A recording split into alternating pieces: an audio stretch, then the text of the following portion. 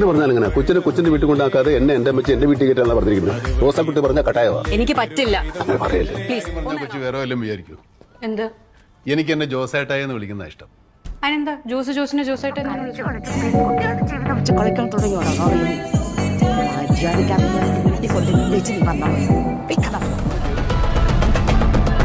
ഞാനിവിടെ വീഴുവാണ് എന്റെ കൂടെ ഒരു 10-15 പേര്